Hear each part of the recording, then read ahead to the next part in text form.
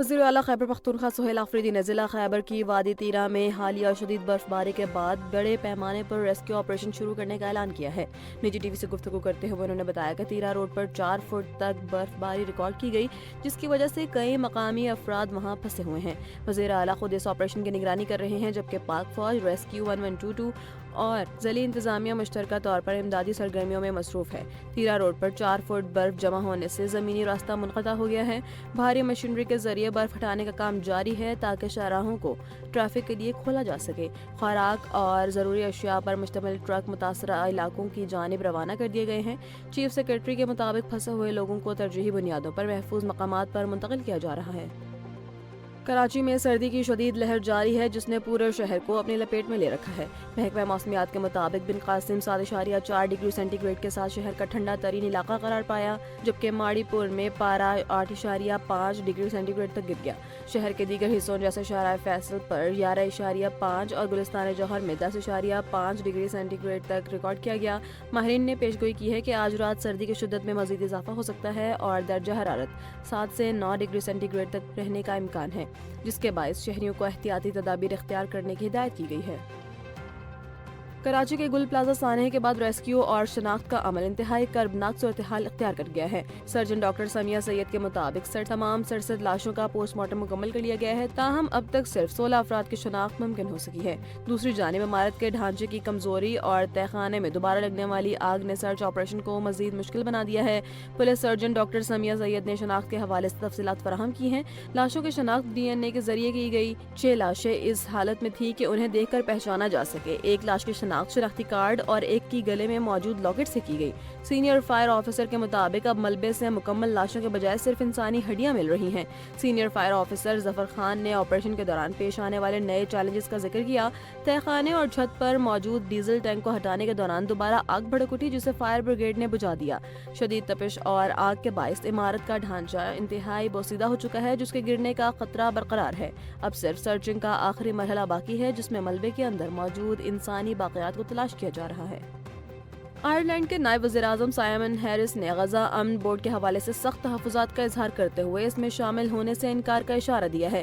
انہوں نے واضح کیا کہ دستخط سے تقریب میں پیش کیا گیا منصوبہ اصل پلان سے مکمل مختلف ہے، جس کی توثیق اقوام متحدہ نے کی۔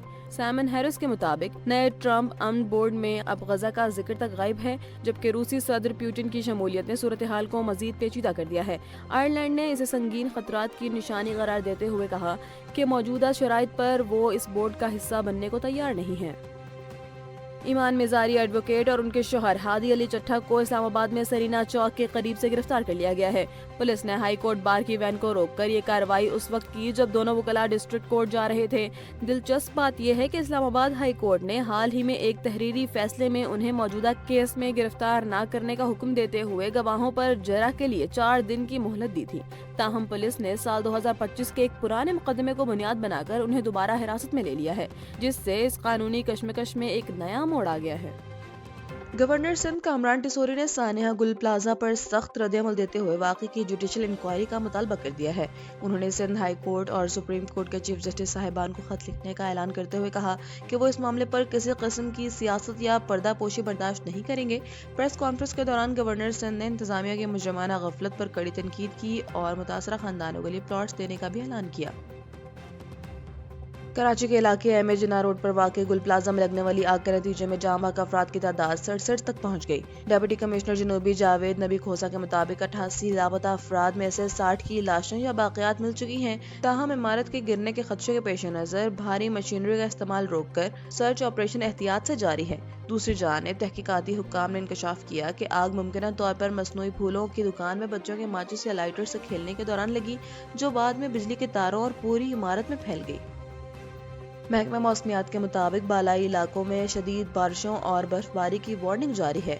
ناران کاغان، مری گلیات اور گلگت بلتستان سمیت مختلف علاقوں میں سڑکوں کی بندش، لینڈ سلائیڈنگ اور برفانی تودے گرنے کا شدید خطرہ ہے، جس کے باعث سیاحوں کو غیر ضروری سفر سے اجتناب کی ہدایت کی گئی ہے۔ گزشتہ روز پارہ چنار میں سب سے زیادہ 88 ملی میٹر بارش اور 2 انچ برف باری ریکارڈ کی گئی۔ ملک کے سرترین مقامات کا کم سے کم درجہ حرارت لیا میں -11، سکردو پارہ چنار -5، کالام -4، مالم جبہ -3 ریکارڈ کیا گیا۔